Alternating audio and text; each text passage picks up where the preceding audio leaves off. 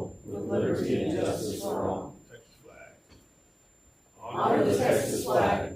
I pledge allegiance to thee, Texas, one state, under God, one and indivisible.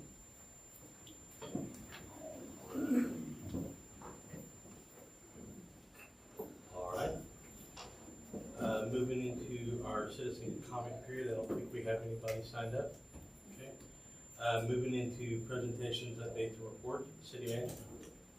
Yes, good evening, Mayor and City Council. I just want to give you a short update. This past week, we had a couple of lift station pumps that went out. Staff did end up having to purchase some more pumps.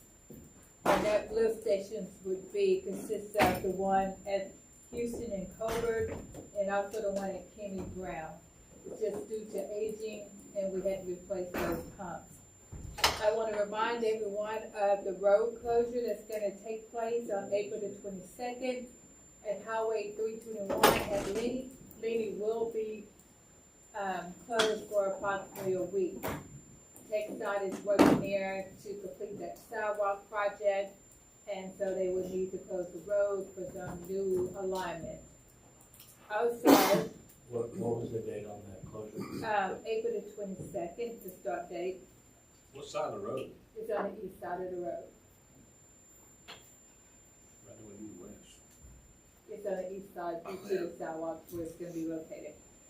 This Wednesday, we will be attempting again to locate utilities at Highway 90 where the overpass will be near the rail crossing. So you will see staff back out there. We applied for the permit. Hopefully we will have it in time for Wednesday. And that's all I have to report. I assume the railroad gave permission to do it? Yes. No, the railroad hadn't given us permission. That's why we're going back inside TxDOT right away again. We actually hired a contractor to help us with the locate. Okay. Thank you, Ms. Judd. You're welcome. Moving into finance reports. Yes. We will have Christina give you the finance report. Christina is our account manager. Liz is on in training.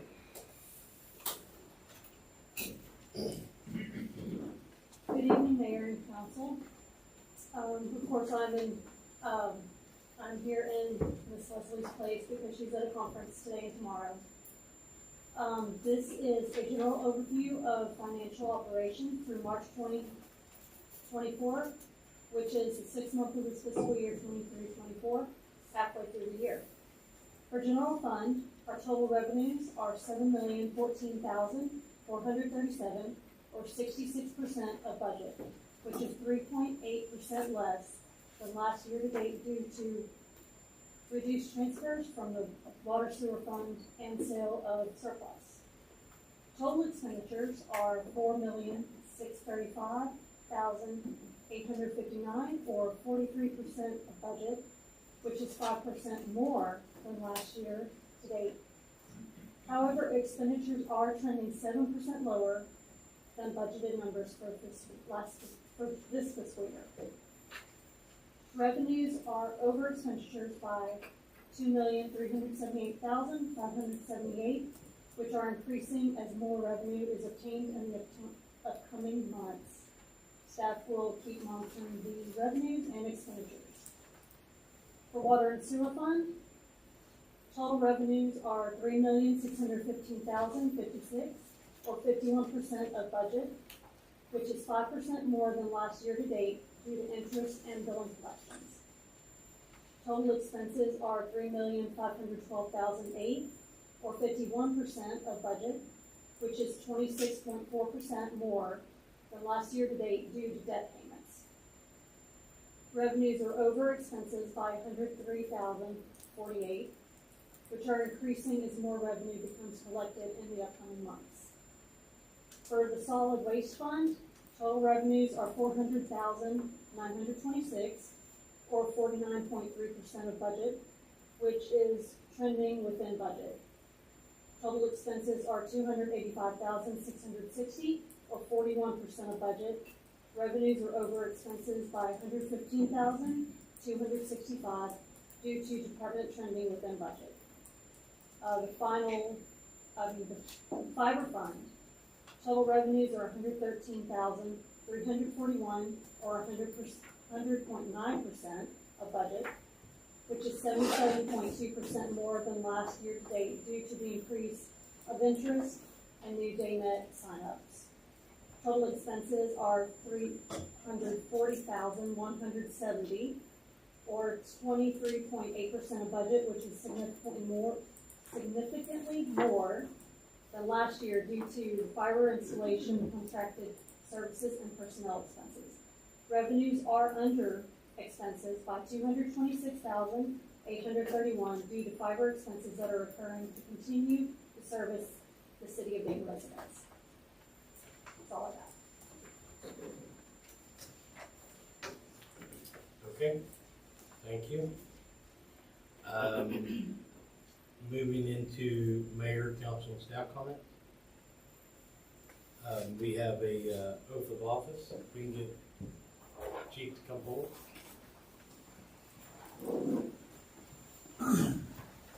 Mayor and council, it's my pleasure to introduce to you tonight Mike Gangloff. He's our newest officer here.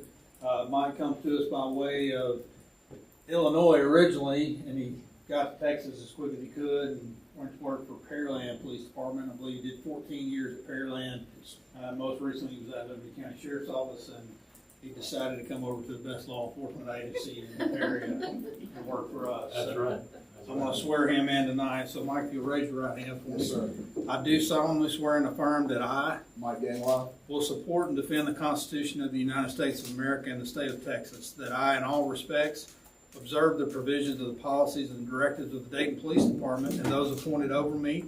I will faithfully perform the duties of a peace officer well and to the utmost of my skill and ability, while endeavoring to promote the public interest and protect the property of said city of Dayton without fear, favor, or affection, so help me God. yes, sir. Mike's going to have Lieutenant Michelle Destel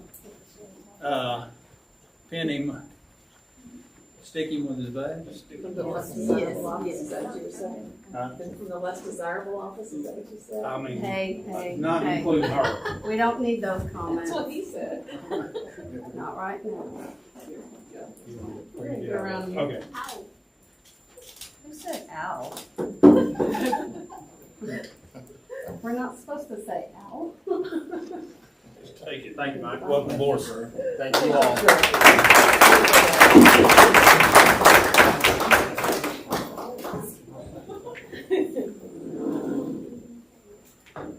All right. Moving along, any mayor, staff, or council comments? I think that we are doing pretty good. Moving into the consent agenda. If I can get a motion, or if there are any questions on the consent agenda. I move that we approve the consent agenda as presented. A second.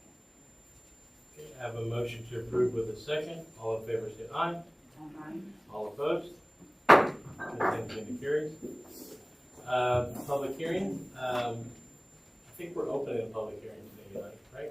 Yes, so we're going to open it, have it, and then close it. Okay, so we're going to open the public hearing on the annexation of tract of land containing approximately 211.261 acres along Highway 1960 at the request of the property owner, T.R. Horton, Texas Ltd., requesting said annexation. All right, thank you, Mayor and Council. This is the property you guys approved a development agreement with D.R. Horton several months ago at this point. This is for land along 1960, almost to the Grand Parkway. It's really not 211 acres. It's 211 save and except that's already in the city limits. So there's that first 1,000 feet of it is already in the city limits. The 211 is all of it. But that's the way I think of to describe it there. We want to make sure we get every bit of it. So we have to have the public hearing before we can do the annexation. They submitted the petition asking for this annexation to happen. So I don't know if there's anyone here in the audience that wants to talk about it. All right, so if not, Mr. Mayor, I would say that if you want to close the public hearing, we can get into the action. Okay, since I apologize, Jennifer, I did not say the time a while ago. I It got is it. now 6:11, and I hereby close this hearing. And moving into action item A, consider with possible action on ordinance O 2024-10, annexing the hereafter described 211 acre tract of land located on Highway 1960. All right, thank you, Mayor. This is the property we just talked about, and under the development agreement, they would petition to have this land entered into the city limits of the city of Dayton. Included in this annexation is a service agreement that they will have to sign off on, and under that service agreement, they are responsible for extending the utilities out to their property, and that's part of the deal from the development agreement as well. And now, from the minute it's annexed, police, and fire, and if they wanted to get garbage collection there or any of those things, they can come use our library. All the normal stuff that every resident of the city of Dayton gets, they will get that starting now. Just the utility side of it, they won't get until they put the lines in. So we would just ask that you guys approve. We can let them join the city. I have one quick question, and this is for Chief. Do you feel like that we are adequately staffed in order to take on this new annexed piece of property all the way out on 1960? How many homes? Zero right now. Right I mean- now, it's not, it's gonna be roughly around 600. Maybe, not, I mean, if it was built out right now, no, but it's not built out right now, so, it's something we're gonna have to work on within the next couple of years. For sure. And Mr. Mayor, just for clarification, the water line, we are extending, according to Kimberly, it's not very far though. No. Right. Part of the original contract, we are reimbursing for the water line extension. Right. Because it's my understanding that they were extending the water line. They are, now and if you look in our bond, we set aside money. to for the- reimburse. Yes, And we're upsizing it, that's our cost, that right? is correct. Thank you. You are- So I move that we approve ordinance 2024-10. Okay. I have a motion to approve in a second. All in favor say aye. Aye. All opposed? Action item A carries. Hey, real quick, are they already following the guidelines for the roads that you're putting out there already? If they've already, as far as the grading that they're doing, they are, we have an inspector that But go out they have and keep inspectors out. already going out there? Yes, we do. You good? Okay, action item B, consider with possible action on resolution number R 2024-27 regarding an agreement by and among the city of Dayton, TERS 1, Liberty County Mud number 9, and CMC Railroad LLC. Thank you, Mayor. And before we get into the meat of this resolution, I thought it would be good to get Marcus to come up and introduce his team and just give you guys an update on where they are with Gulf Inland, because this item and the next one tie right into that. So I just thought it'd be good to have him come give an update. Good evening, Mayor, Council. I want to make sure I introduce everybody to Paul Connor, is my business partner here at Gulf Inland Logistics Park. I think everybody's had the opportunity to meet and interact with him. Yeah, appreciate you guys having us this evening, and looking forward to continuing to work with you all. We just wanted to give a brief update on project status here so that everybody knows kind of where we're at and where we're making progress. I think everybody's seen that Stilson Road, the construction between our property boundary and Highway 90 has been completed, and they're currently working on signalizing that intersection. The work on Roelke Road is ongoing. The road there will be the same spec and the same construction as Stilson. And then once that construction is complete, that intersection will also be signalized at US Highway 90 and Roelke Road. We've also let the construction for the internal roads, which is the extension of Roelke Road, and the construction of Riverbend Way, which services the first 8 lots inside Gulf Inland. We've closed 2 of those. We're closing a 3rd one and a 4th one here by the end of the month, and a 5th one in the next 60 days. So The remaining, out of that first 8 lots, the remaining 3, one we have under an option agreement that will close by the end of this year. The second one is under a letter of intent that we're negotiating a purchase agreement that will close by the end of this year, which really leaves us that kind of 8-acre lot at the south end of that property. So we're now into what I would call phase 2, which is the lots to the east of the tributary.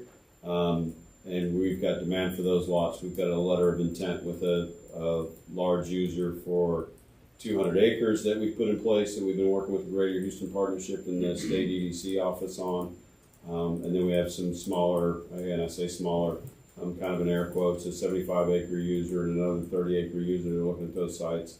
And then we're working on some bigger projects for the property we have under contract south of the what you see on site here. Up to, some of those projects are 700 acres and $3 billion of potential CapEx coming.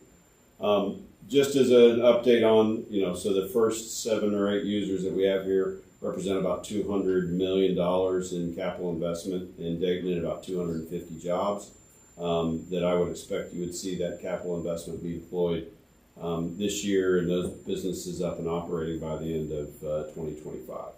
So happy to answer any questions about where we're at or any of the other projects that we have going currently.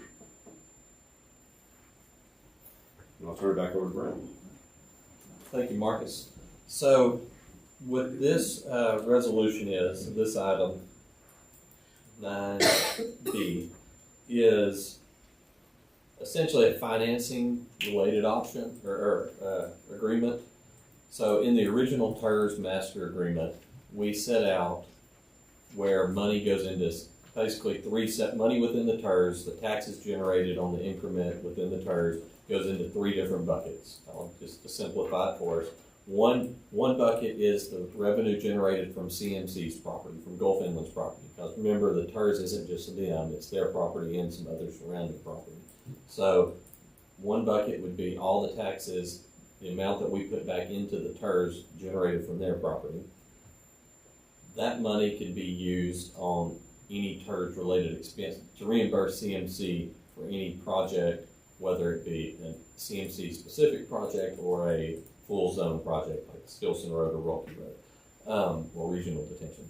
Bucket 2 is the land, bucket 2 and 3 is the land that's in the TERS that's not CMC's.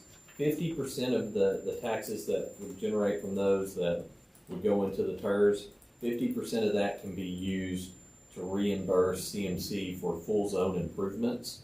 So that would be your Stilson Road, Rocky Road, regional detention. That money can't be used to reimburse CMC for anything that just helps CMC, right? So in other words, owner of land, taxes paid by owner of land that's not in the Gulf Inland property is not paying to build a road that's just inside Gulf Inland. They're just helping fund the bigger pieces that serves everybody.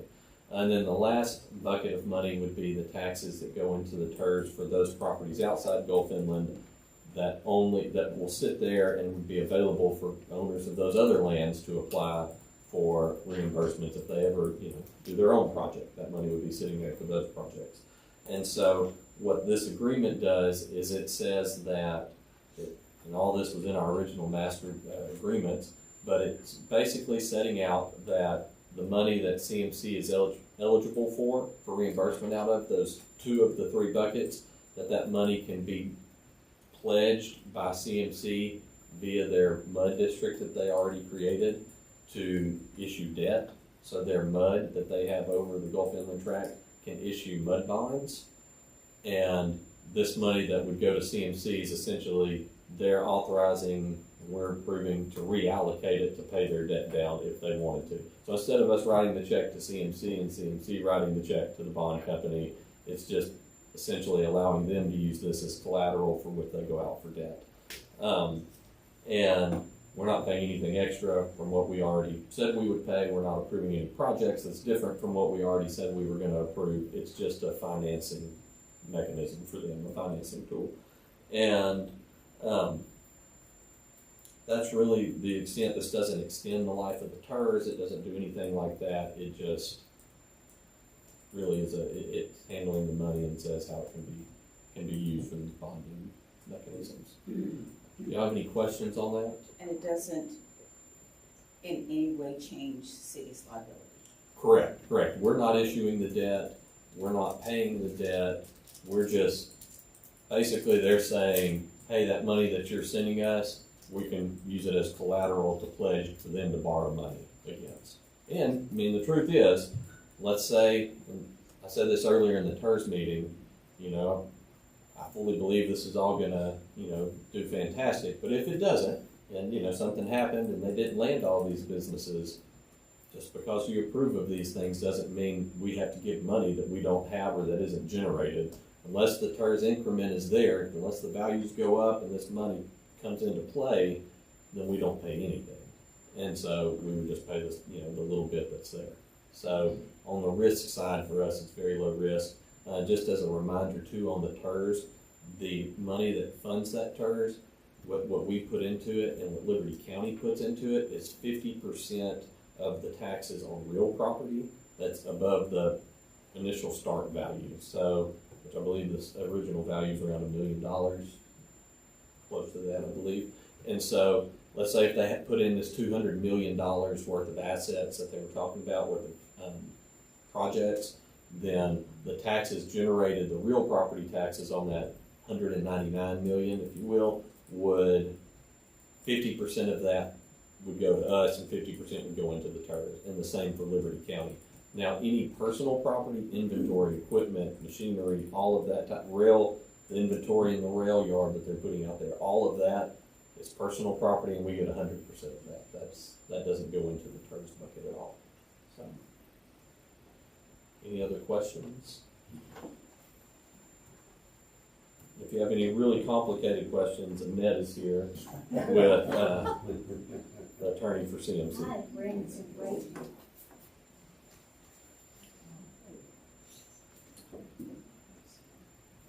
Do we have any questions? Oh, and I might add that TERS board approved this right at their 5 o'clock meeting. Sorry. I move that we approve resolution number R 2024-27 regarding the agreement by and among the city of Dayton, tiers number 1, Liberty County, mud number 9, and CMC Railroad LLC. Okay, I have a motion to approve in a second. All in favor, say aye. Aye. All opposed? Item B passes. Item C, consider with possible action on resolution number R 2024-33 regarding the approval of a letter of agreement for Stilson Road in accordance with the Master Development and Reimbursement Agreement. Thank you, Mayor. This is one, so any project that CMC or anybody within the TERS wants to get reimbursed out of, before they can get reimbursed out of that TERS money, the project has to be approved. It has to be certain types of projects, and those projects would be approved by the TERS board and the city council. And so that was put in the very beginning to make sure that, you know, they can't just go blow the money on whatever they want, right? It has to be on projects that are pre-approved. In our original agreement between the city and Gulf Inland, when this was created, there's a giant list of projects, projects that we believed would happen. And as they bought more property and things expanded, there were new projects added to it. This one is the Stilson Road project. Truthfully, this one was on that list. It just didn't make its way to for approval before. I think it was part of the EDA. You know, council approved everything as it's gone along, but just as far as the letter agreement for the reimbursement goes, that has not been approved yet. And so what this letter agreement is saying is anything, so basically at this point, let me back up. At this point, if you recall, the EDA grant paid about $4.5 million for the $4.8 million for the Stilson Road project. And our share was $1.5 million. CMC from the very beginning said that they were going to pay that $1.5 million. So anything over what the EDA grant was paying for, CMC has paid for it and is going to pay for it. And to this date, they have been paying for it. They've reimbursed the city quite a bit of money as the time has gone by for this project. And what this letter agreement is saying is it's just memorializing that the money that they put into it is a reimbursable expense out of the TERS as a full zone expense. And so, again, same thing as our last item. If the money's not there, if the tax revenue isn't generated, then they spent this 1.5 million building Stilson Road for nothing. You know, I have a feeling it's not going to be the case, that there'll be people out there, but just, you know, as a risk factor for us, we aren't paying this money out of our pockets. It's the money that's already been pledged to go into the TERS. So this is just saying that it is a TERS expense that they would be reimbursed out of, and as a full zone TERS expense, since it had been a bit more than just them. And the TERS board, when they met at 5, voted and approved this item as well. Just so that I've got all that terminology right in my head, the city paid, or was on the hook for some money that CMC paid for the city, and then now the TERS is gonna pay them back. Correct. Okay.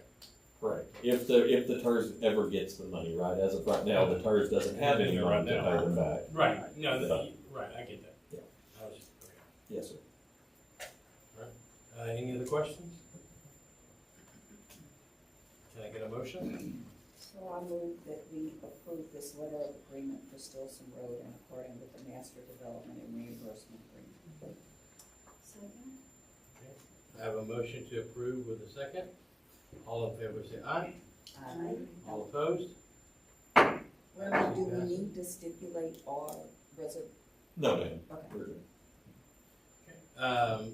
Item D, consider with possible action on resolution number R 2024-31 regarding the designation of one board member to serve as chairman of the TERS Board Number 1 Board of Directors. Thank you, Mayor. This is our last TERS item of the night, I believe. And earlier, you guys appointed members to the TERS board several months ago. The county has one appointment that they made. All of those folks were sworn in at their meeting at 9 o'clock. And under the TERS bylaws, the council appoints or nominates the chairman or appoints the chairman of that board. And what has historically happened is the board has nominated someone and we've presented that nomination to council, and then it's up to y'all to decide if you want to approve it or not. And at their meeting, well, I will say the person who has served as chair from its inception was Arlene Langham, and she is no longer on the board. She stepped down off the board when her term ended, and so the board nominated Felix Scarpa to serve in that position. And so just also so you know, they under their bylaws get to name the vice chair, and they name Jeff Nations as the vice chair in their meeting. So what we would ask you guys is to appoint a chairman, and if y'all want to go with what they had said, it was Felix Scarpa was who they nominated. Any questions? Any other nominations? If not, can I get a motion, please? So I make a motion that we approve the nomination for Mr. Felix Scarpa to serve as the TERS Number 1 Board of Directors Chairman. Okay, I have a motion to approve with a second. All in favor say aye. Aye. All opposed? Passes. Thank y'all. Item E, consider with possible action regarding the selection of sewer and street rehabilitation. Evening, Mayor and Council. So we're back with the street assessment and the sewer. We did have all the lines, not all of them, but I think there was 12 that we had videoed. All 12 were bad. So, but the bottom two, y'all see your sheet, you have the street assessment, the dollar signs there. So the last two are the worst. That's the ones that I am recommending we need to do now. The cost of the pipe bursting alone on them two streets is $481.91. Let me say along, we have people wondering which streets we're talking about. We're talking about Hillcrest. I'm sorry. That's okay, Street and Houston Street.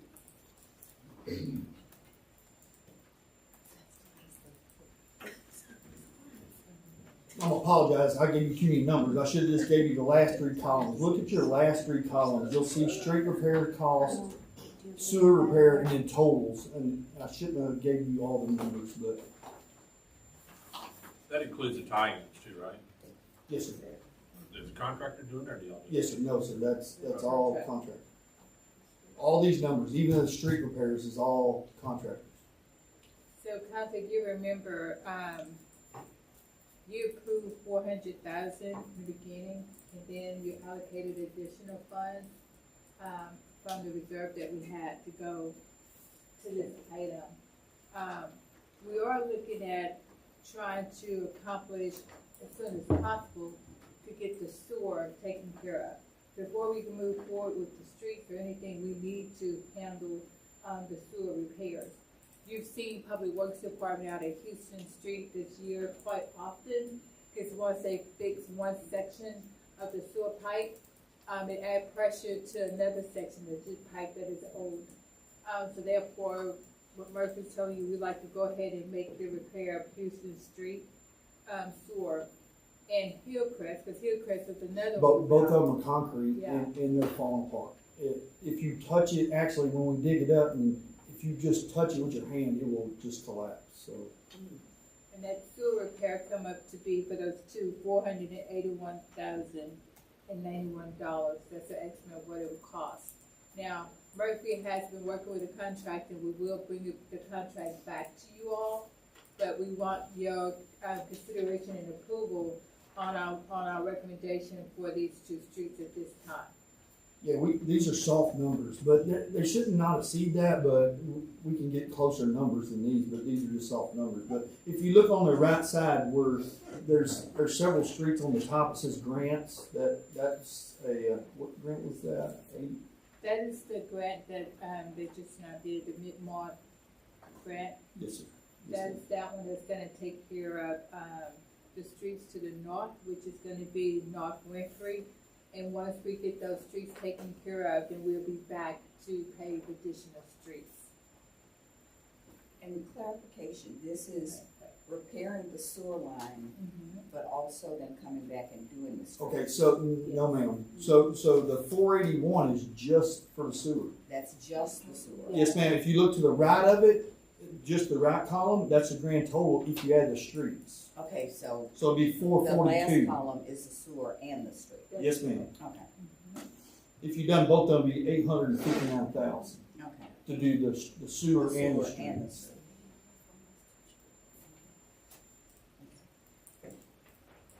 So as we stated, and you approved as far as to evaluate the utilities before we make any street improvements, to make sure we take care of the problem underneath the roads first. So what we ask in council, if you so choose, to approve staff to continue our efforts in getting the contract to start the sewer work on Hillcrest in Houston. We will bring the contract back to council. Is the sewer running under the street? Yes, sir. So if we do the sewer, then we need to do the street at the same time. You'll have point repairs in it. Right. You've been down like Colbert, 321 by the funeral home. You see point repairs. That's pipe bursting. So every time there's a connection, like a house connection, you'll see a point repair, a small section cut out. It won't be dig up the whole street. Yeah. But when we get ready to repair, we're gonna take the whole street up. Just make sure they do that right. Yes. It'll sink this It far will. and then turn around and be, It will. We'll make sure they stabilize.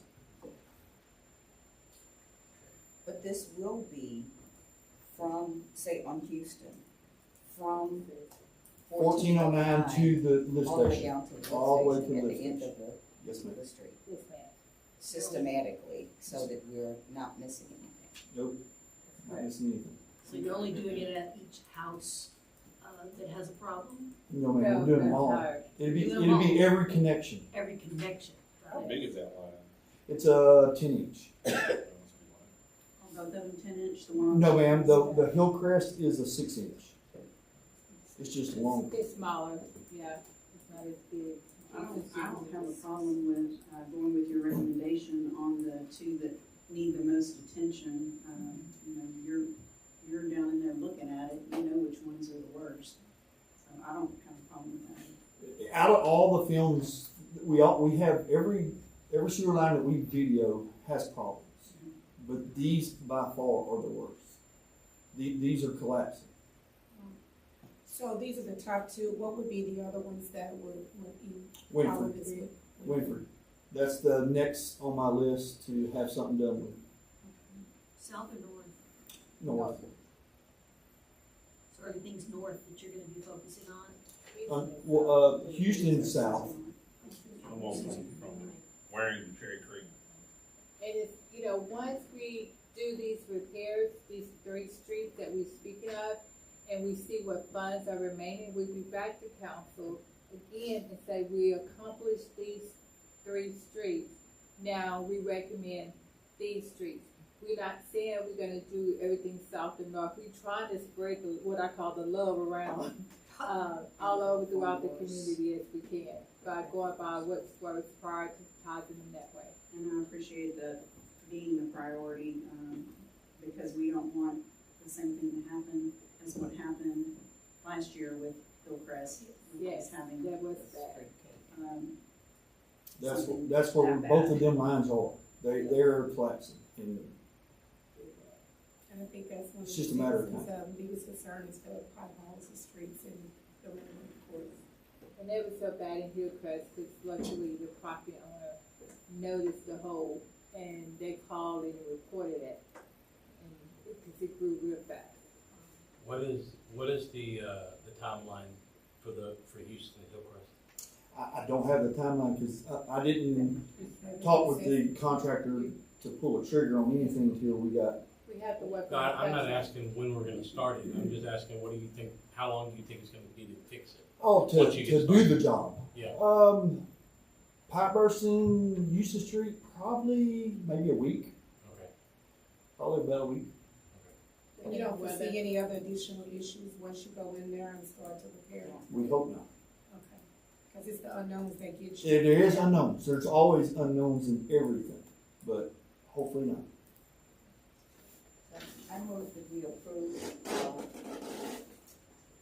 repairing sewer lines as a capital improvement project as presented. in streets, and we'll bring you back contract. Yeah, it's the streets too, right, Yes. Kimberly? So repairing sewer lines and streets as a capital improvement project as presented. It's at the point of intersection though, it's not the entire street, It's the entire Well, street. as the presented. entire street. Yeah. And that street would be Hillcrest and Houston. That's correct. Yes. Correct, okay, all right. North. All right, I have a motion to approve. I have a second. All in favor say aye. Aye. All opposed? Thank Item you. E passes.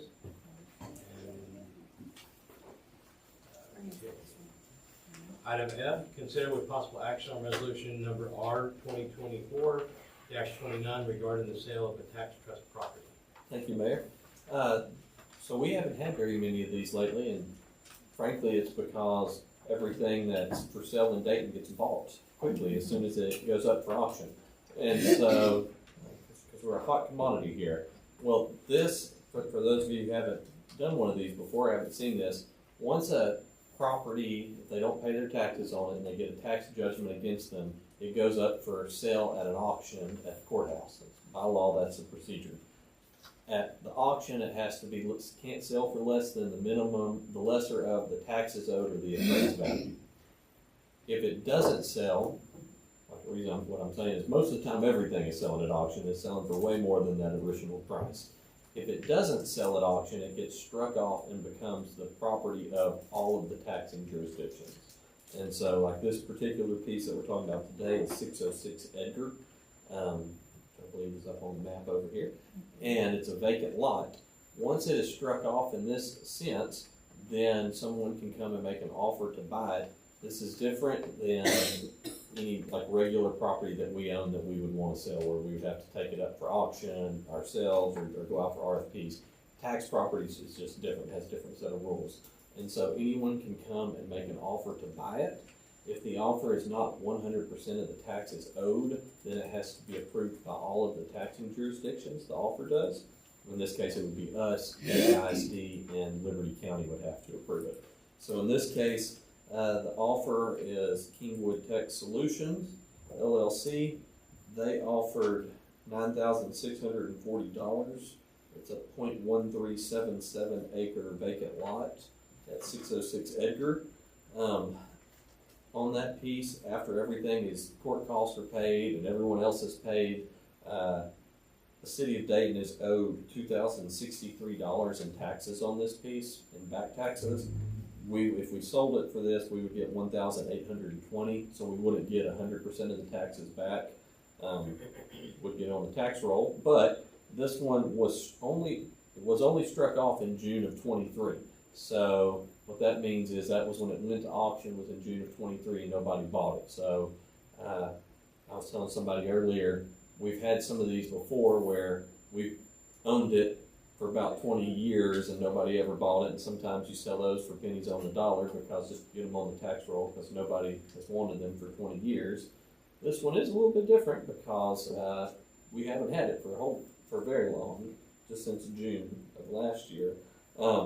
It's important to note though, if you sell it for more than the taxes, we don't get to keep the extra money. That goes into the registry of the court.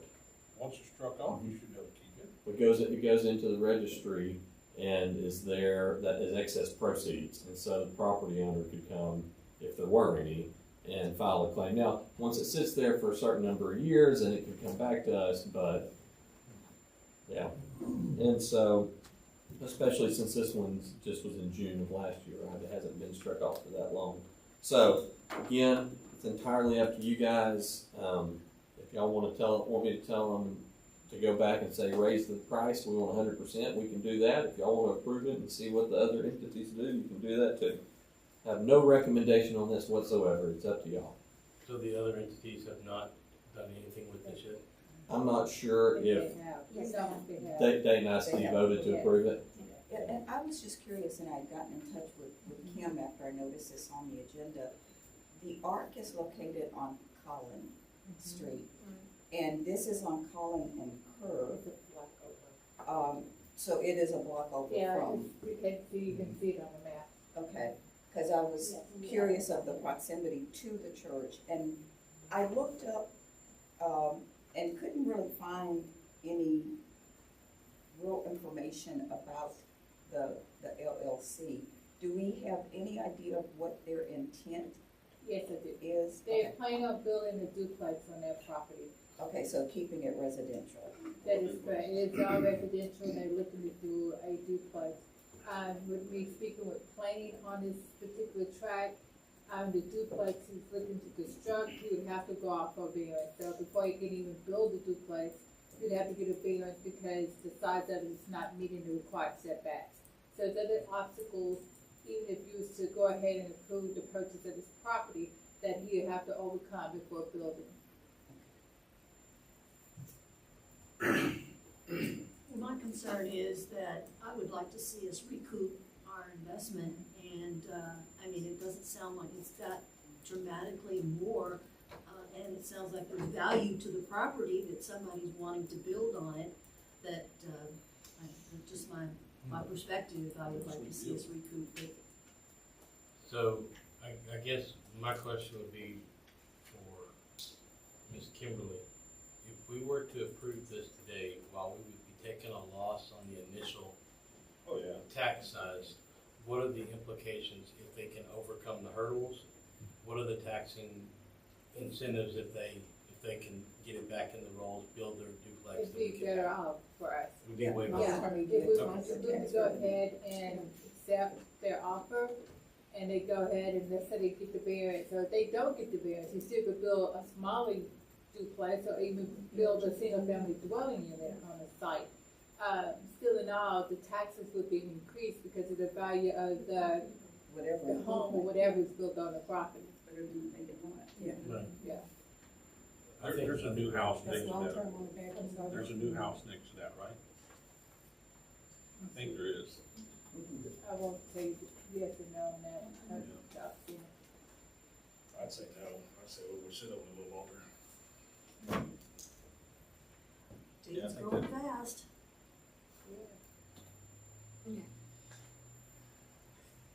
So, once it's, one other question, once it's struck off the rolls, or struck off the, where it's at now. Right.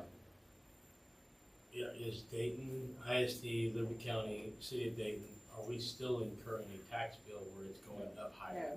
No, sir, we don't owe any taxes on it. I will say, I know, would incur more taxes, would a property owner. Would the incur bill more increase taxes? and keep going up? oh, no, sir.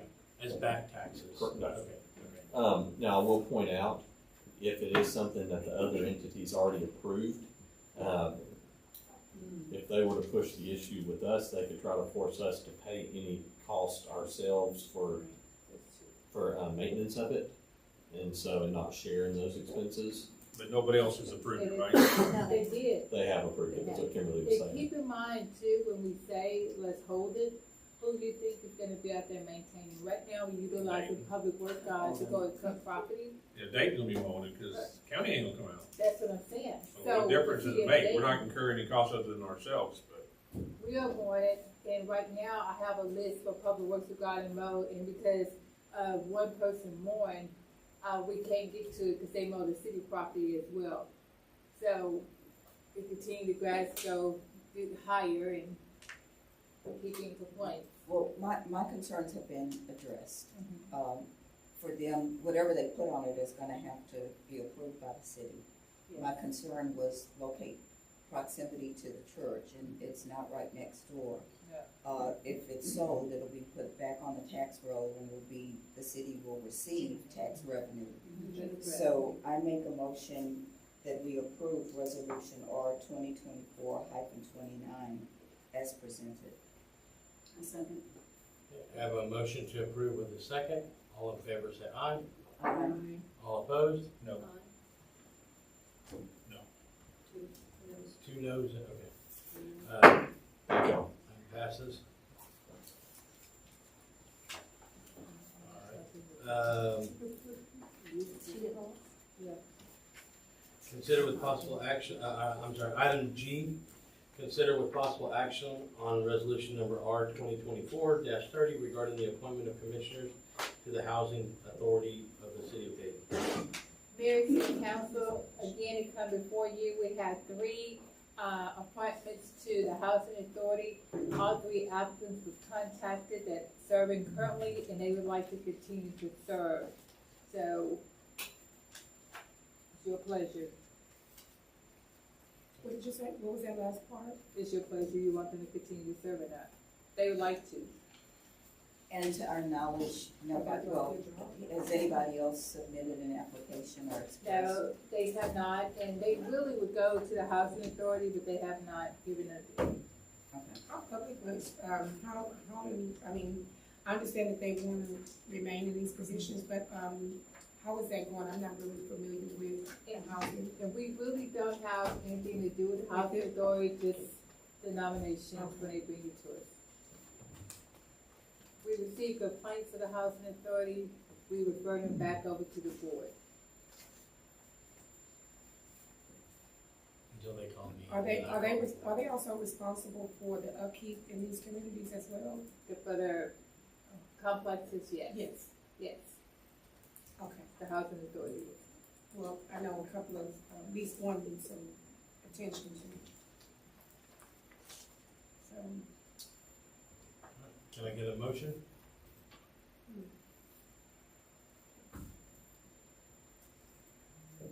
I move that we, extend the terms or renew the terms of Monica Ewing, Pam Edwards, and William Monk to the, Housing Authority Board for the City of Dayton. Commission on the Housing Authority for the City of Dayton.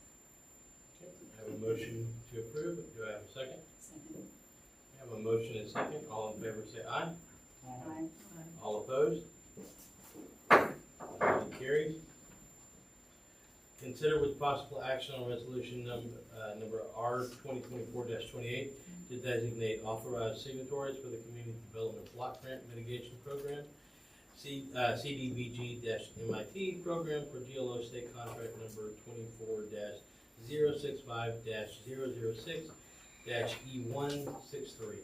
Mayor and City Council, this is the grant, we're waiting to receive funds for, and this would be the grant for the $1.4 million for the sewer repair to the north area of our community. What we're looking for is the mayor and the city manager to be authorized to execute contractual documents between GLO and the city for this program. The mayor, the city manager, the finance director, and city secretary to be authorized to execute the state of Texas purchase voucher and request for payment for documents. And thirdly, we ask that the mayor be authorized to execute environmental review and related documents as a responsible entity. And this is all for the GLO mid-March grant. Okay, any questions? Can I get a motion on item H? I have a question. So is it normal, is that the normal, for this particular, Grant? yes, is that normal Yes. to have that So, hierarchy like that? That's exactly how it works. Okay. They actually tell us who they want the signatures to be for these grants. Okay. How many of these particular type of grants have we gotten? Since I've been here, I'll say about 4. That's just off the top of my head. And this last one you said was 1.4 million? 1.4 million, yes, ma'am. I think they did what, off of 1960 there? Now, this is for the one to do, I know this one is, I'm talking about the old one, the other one, that y'all original, the GLO, I can't remember off the top, John. off 1960. Is this the 1.4 that we received for the sewer? Yeah, we haven't received it yet, but this is it. This is it? Okay. Yes. Probably what it's about. Awesome. Build that sewer budget. I move that we approve resolution R 2024-28 as presented. I have a motion to approve with a second. All in favor say aye. All opposed? Page carries. Item 9I, consider with possible action on resolution number R 2024-32 regarding civil rights, which includes the following policies. Citizen participation plan, grievance procedures, section 3 policy, excessive force policy, limited English proficiency standards plan, section 504 policy, grievance procedures, code of conduct policy, and fair housing policy. Mayor, again, this for the same grant. GLO require us to pass these policies for each time we submit a grant. They have to have the original policy for each grant, basically to keep everybody and keep you understand that we cannot discriminate against, for, like, for instance, someone is going out for a contract, it has to be open to all people. It's basically what it's letting you know and how to conduct, the process. Tells you how to accept grievances. It's a policy that we have, even on fair housing, that we have to, agree to. It's kind of a package deal. It's a package Those deal. go together. And every time we get one of these, we have to do this again? Yes, each time. We explain to them every time, we already have this on file, this is a different Cookie grant. cutter thing, huh? Yes. I move that we approve resolution R 2024-32 as presented. I have a motion to approve with a second. All in favor say aye. Aye. All opposed? Item 9I passes. Item 9J, consider with possible action on proclaiming April as Fair Housing Month. Okay, I'm sorry, I got confused on this one. I just see the grant information on it, on the heading. This is a proclamation, for April as a Fair Housing Month. And it goes along with the grant that we've been talking about, the mid-March. It's not a public announcement, it's just something you have to include in the grant information. Yes, that we designated April as Fair Housing. Do I need to read the proclamation here? I don't think so. No, okay. You just have to vote on it. All right, can I get a motion to approve, 9I? I'm sorry, no, yeah, 9J, sorry. I'm still